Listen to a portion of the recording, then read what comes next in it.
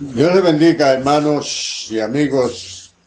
En esta noche proseguimos con el desarrollo de esta serie de estudios bíblicos, mensaje acerca de las 7 iglesias, consignada en el capítulo 2 y 3 del libro de Apocalipsis.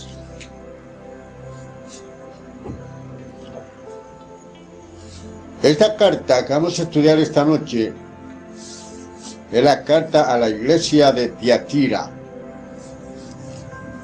Esta es la cuarta iglesia en la línea de estos mensajes, que son mensajes dictados por el Señor al apóstol Juan para estas iglesias. Esta carta es la más extensa de todo, la más amplia, la que conlleva más versículos bíblicos, porque está desde el verso 18 al verso 29, donde finaliza el capítulo 2. Las otras cartas eran más breves, o son más breves que esta carta a la iglesia de Tiatira. Aquí el Señor, dictándole esta carta al apóstol Juan, en su introducción, y diciéndole las cosas buenas y malas de la iglesia de Tiatira. La ciudad de Tiatira,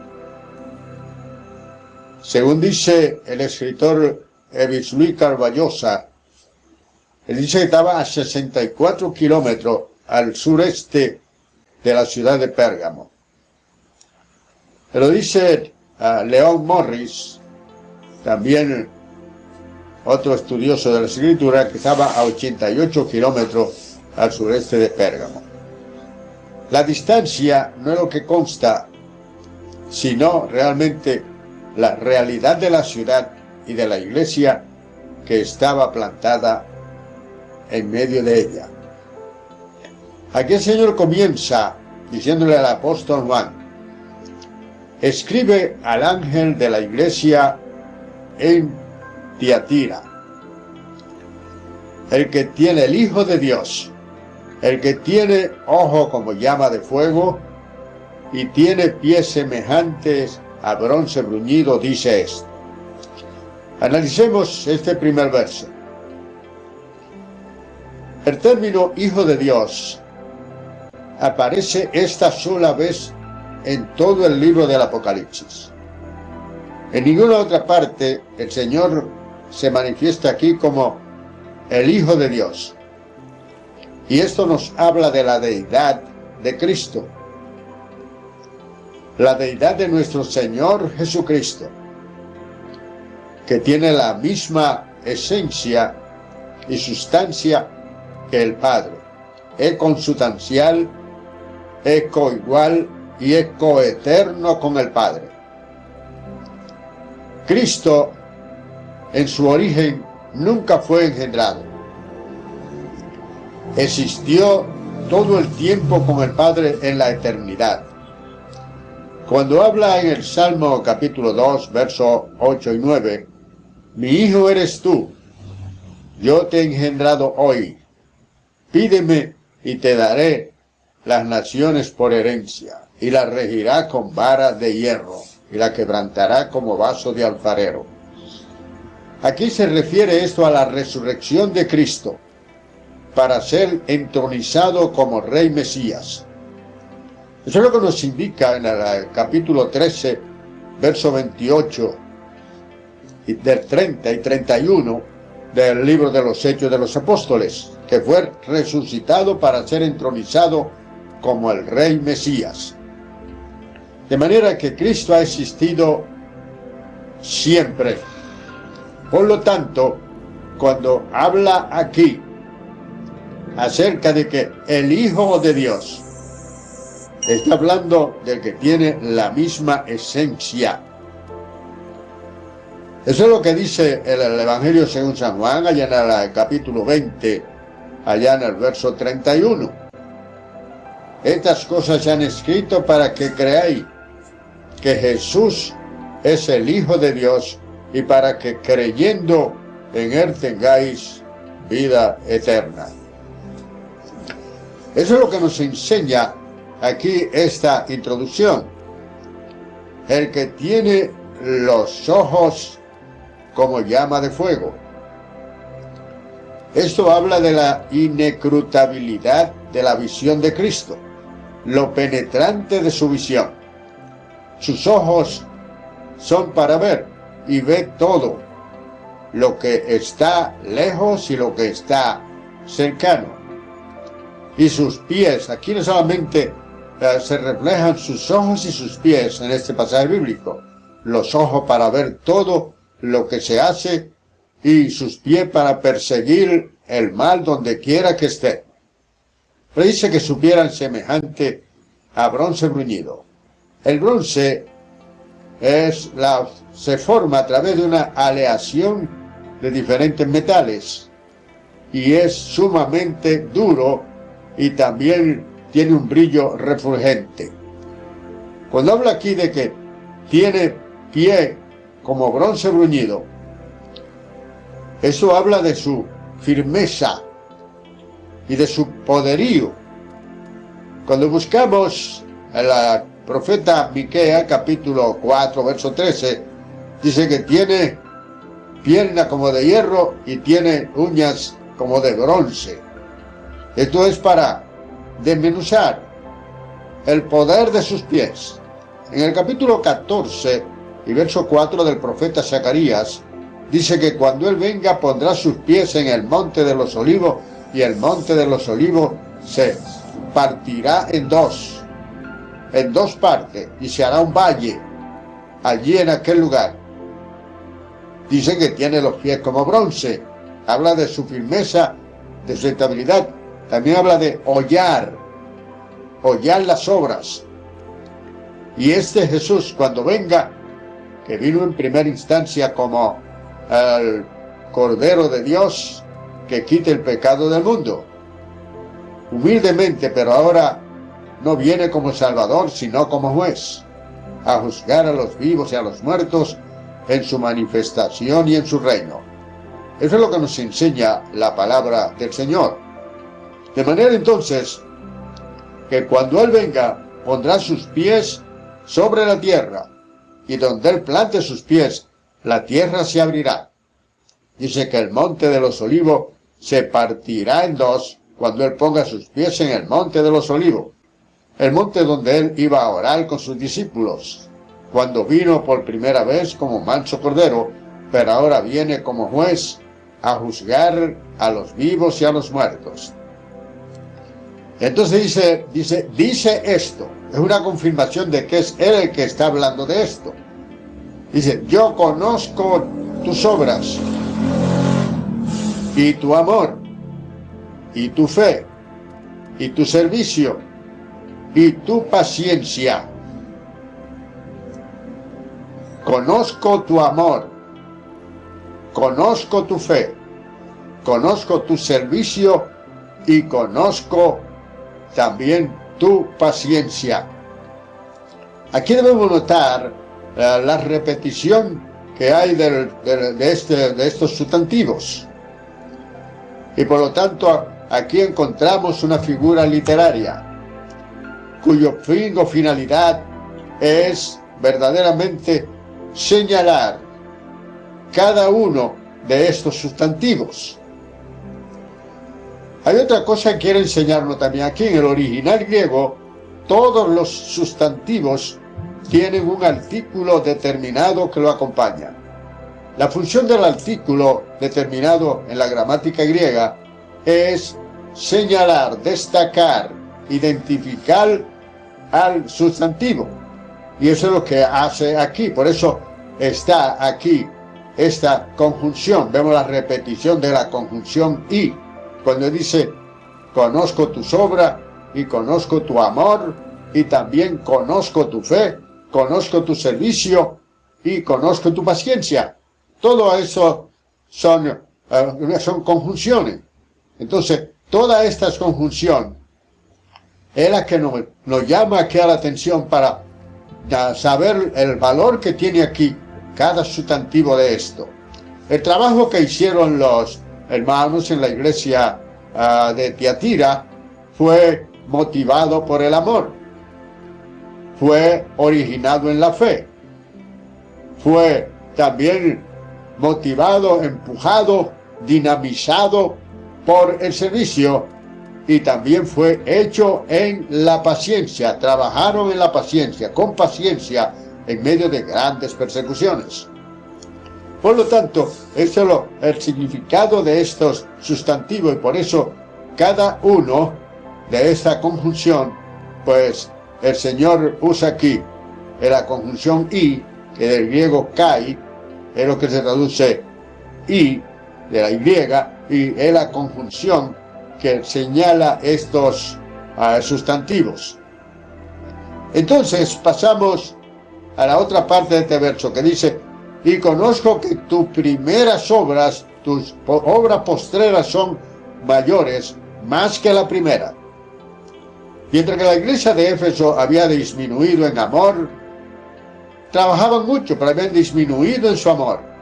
Pero dice aquí que esta iglesia, las obras postreras de ella, eran más que la primera. O sea, iban de más en más, no disminuyeron.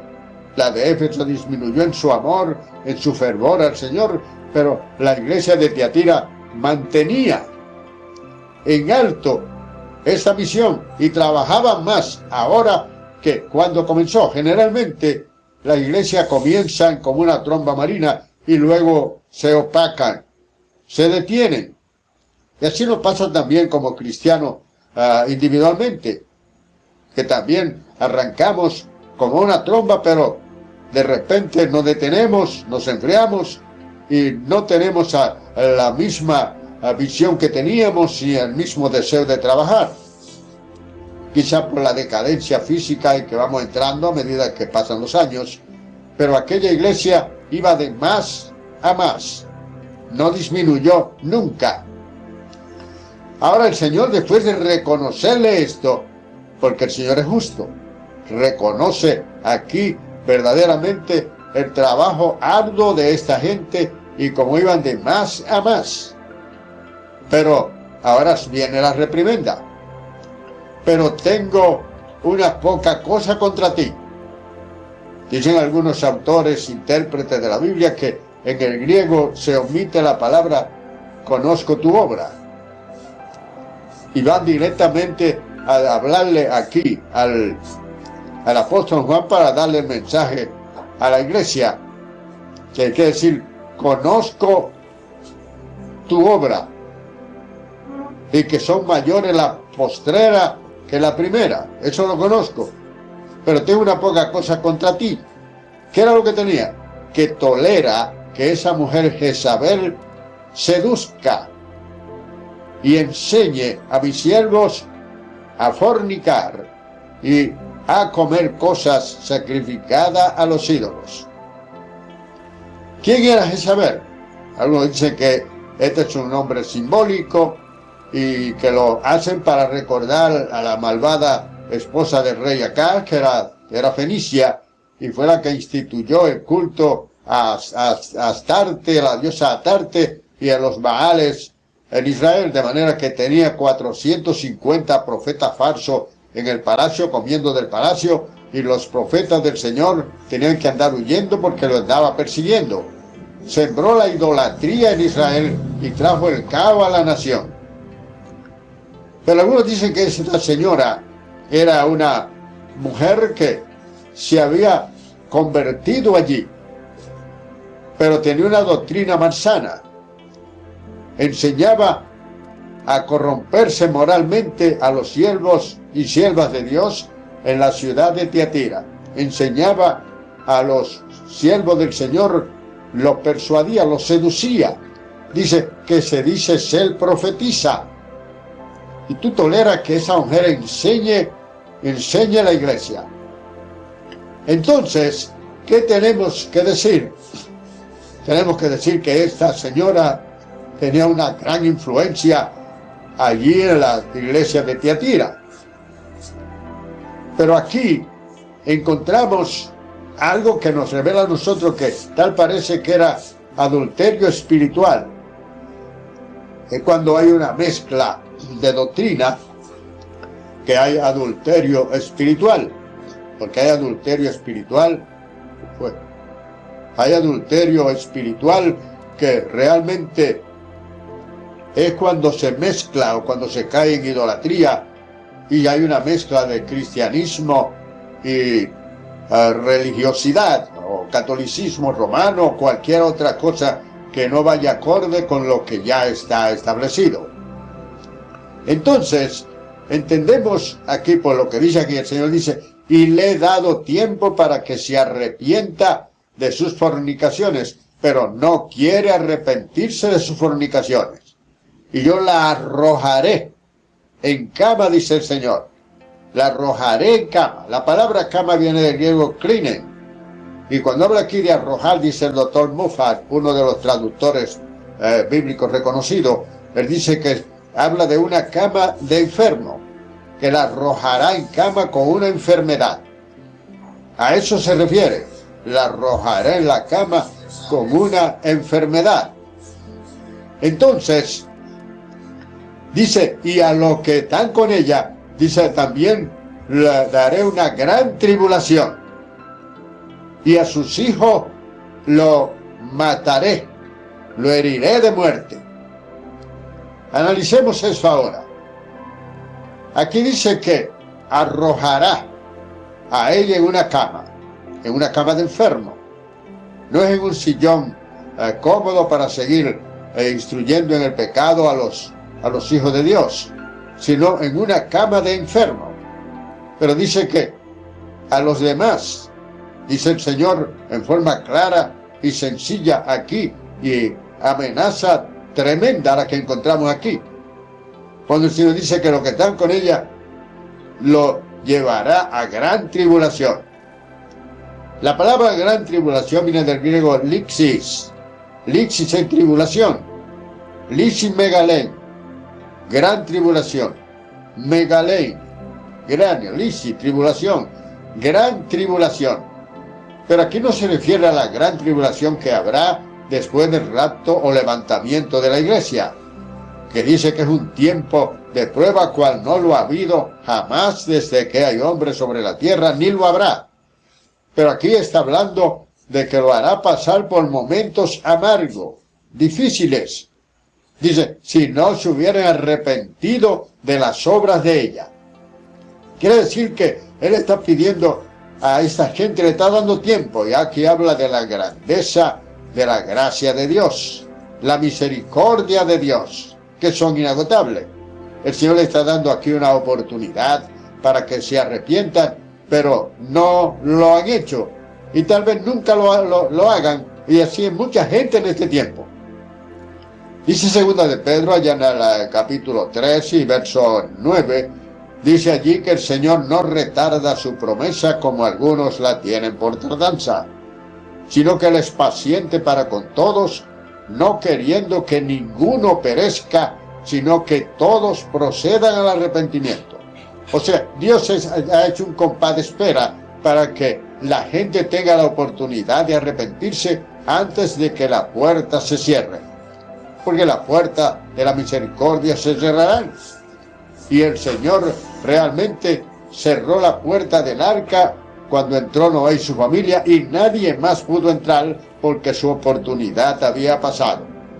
Estimado hermano y amigo, usted debe aprovechar la oportunidad que se le está dando, porque llegará el momento en que se cerrará la puerta y nadie podrá entrar realmente allí a la gracia del Señor, porque ya ha sido cerrada, ha sido terminada, y no habrá forma de que se pueda entrar. Sigue hablando aquí, pero tú retén lo que tienes hasta que yo venga. Retener, aferrarse a algo, indica que ellos retenían la doctrina del Señor y no habían sido arrastrados por aquella mujer malvada que estaba metida en el seno de la iglesia y estaba corrompiendo a los hermanos de la iglesia de Tiatira. La ciudad de Tiatira era una ciudad que verdaderamente quien la fundó o quien la llevó a aquel lugar fue Nicator. Este fue Seleuco Nicator en el año 301 al 281 a.C. Este Seleuco Nicator era de la familia de los Seleucida, que fueron uno de los generales que ocupó una parte del imperio de Alejandro Magno, que se dividió en 4 partes. Estaba allí Seleuco, que son los Seleucida, estaba Ptolomeo, que son los Ptolomeos que ocuparon Egipto, los Seleucida ocuparon la parte de Siria, y también estaba Casandro, que ocupó la parte de Macedonia. También estaba Lisimaco, que era el otro general, que se dividieron el imperio de Alejandro Magno en 4, tanto cuando él murió. Entonces ese fue el que realmente llevó aquella ciudad al esplendor, prácticamente es el fundador. Aquello allí fungió primeramente como una base militar de mucha importancia en el tiempo de Alejandro Magno, cosa que desapareció con el auge del Imperio Romano. Entonces aquí en esta ciudad, donde habían tantos cultos y habían tantas empresas, era una ciudad rica, y vino a ser un oasis en un desierto oriental para la cultura griega. Era un oasis para la cultura griega en un desierto verdaderamente en Oriente. Esta era una gran ciudad que se disputaba con Pérgamo y también con la ciudad de Éxodo, de Efesios. Se la disputaban porque eran ciudades ricas y ciudades bien armadas. Aquí en la ciudad de Tiatira, el nombre de Tiatira, lo que significa es sacrificio continuo. No se sabe si este nombre tenía alguna connotación religiosa. Ahora lo que sí se sabe es que el dios falso Apolos era la principal deidad de aquella ciudad, y que habían templos lujosos por todas partes para los dioses. Allí estaba un templazo hecho para Artemisa, que es uno de los nombres de la diosa Diana de los Efesios, y estaba fundado allí también. A pesar de su riqueza y de todas sus maravillas que tenía, pues era una ciudad totalmente paganizada, entregada al paganismo, a la idolatría y al satanismo. Entonces, ahí le dice el Señor a Juan, y aquellos que no han entrado en lo que ellos le llaman las profundidades de Satanás. La profundidad de Satanás era que algunos decían que había que exponerse al pecado para poder probar. Eso lo decían un grupo prenóstico de aquel entonces. Eso era lo que había en Tiatira, una prenosis, lo gnóstico. Entonces decían que había que dejarse tentar para poder entonces conocer la profundidad del pecado y meterse en territorio satánico para probar su poder. Eso les enseñaba en Tiatira, y eso lo llama la profundidad de Satanás. Pero aquí el Señor dice: lo que no han estado o no han practicado o no han conocido las profundidades de Satanás que están enseñando estos falsos maestros.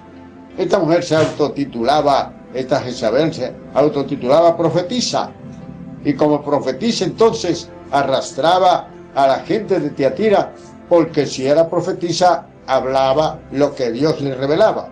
Un profeta era un vocero de Dios. Entonces ella se titulaba profetisa. El Señor dice que se dice ser profetisa, no que lo era. Era una farsante, una corrupta, pero que estaba corrompiendo a muchos en la iglesia de Tiatira. Entonces el Señor le dice aquí a ellos: retén lo que tiene hasta que yo venga. Dice: lo que guardan mis obras hasta el fin, dice el Señor, entonces a ellos le daré autoridad sobre las naciones y las regirán con vara de hierro. Le daré autoridad sobre las naciones.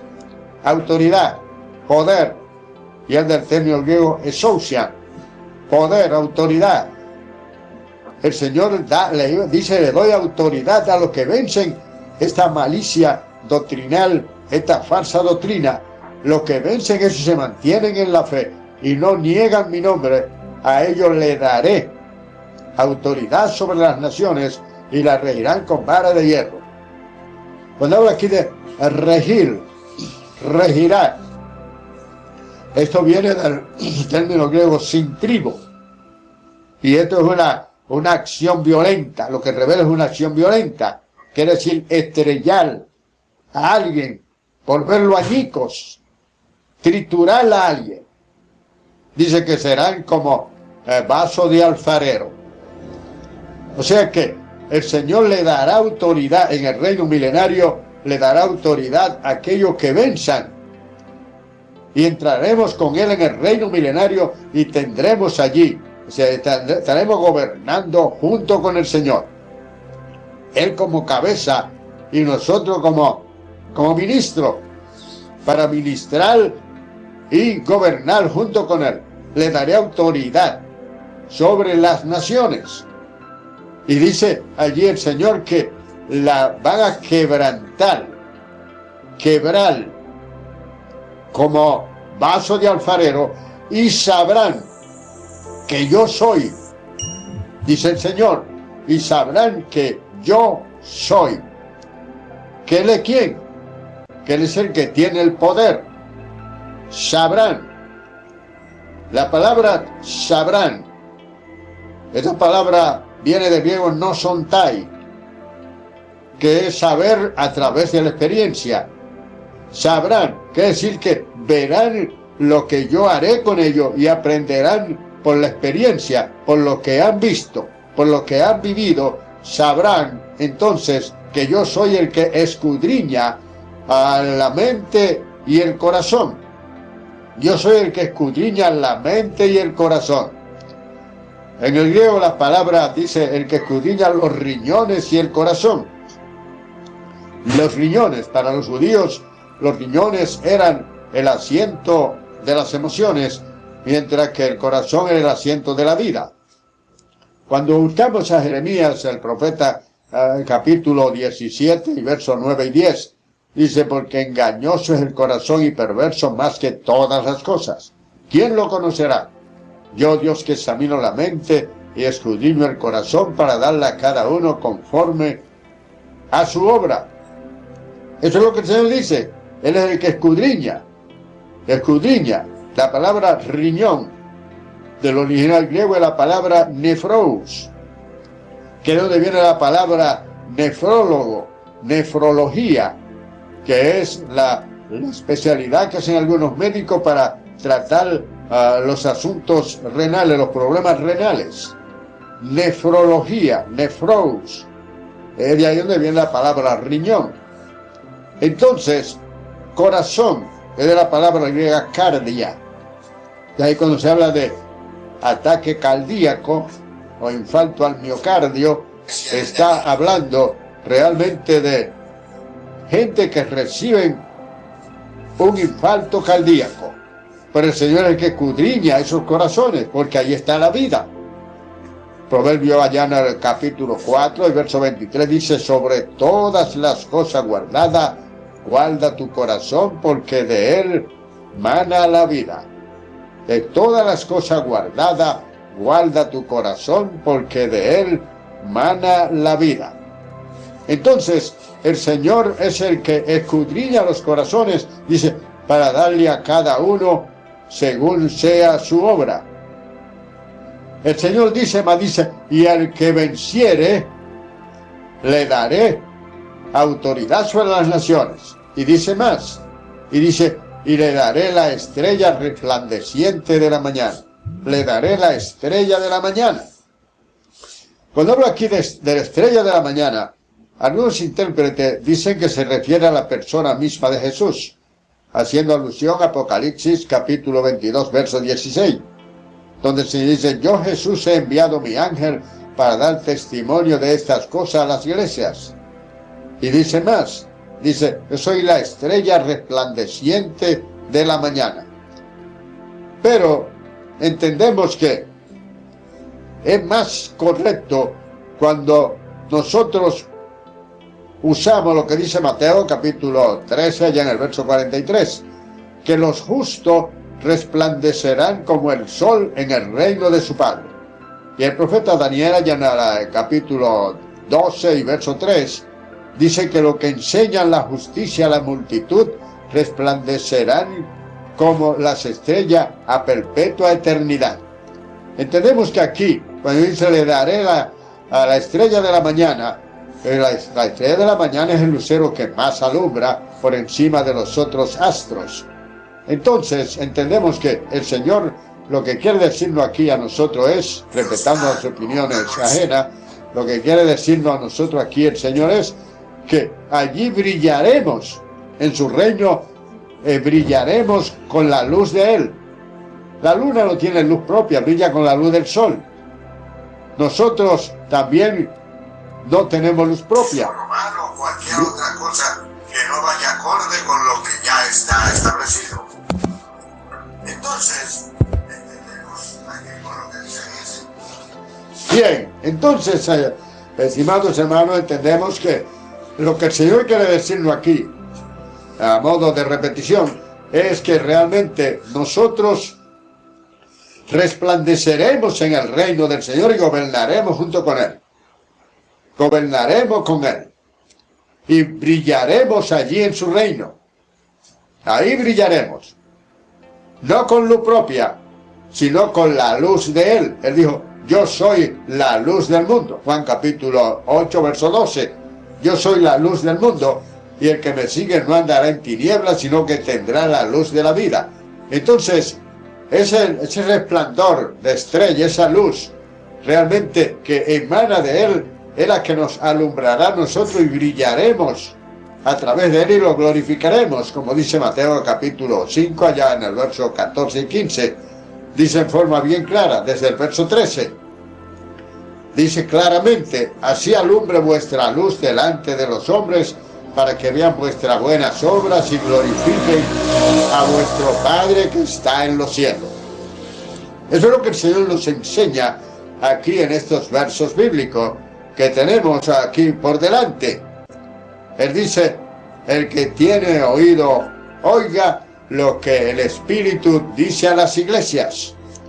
Ese es el verso 29, el último verso.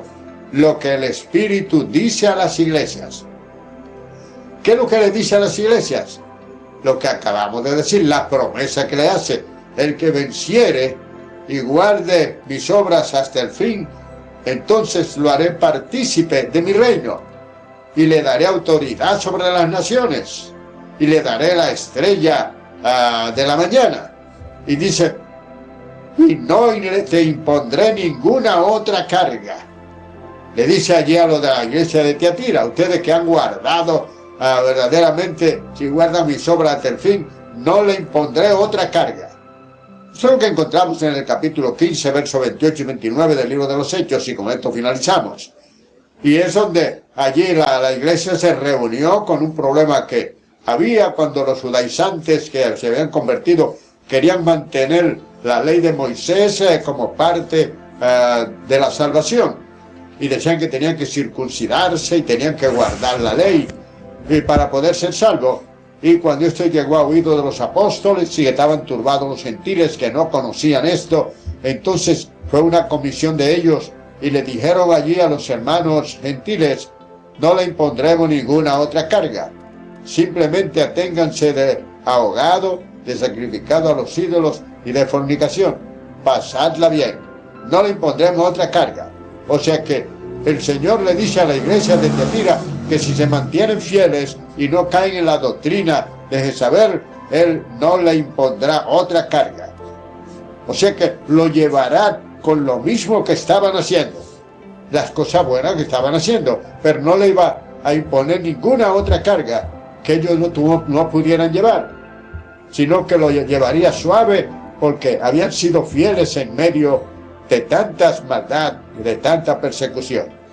Dios le bendiga y Dios le guarde, su hermano Gabriel Beltré.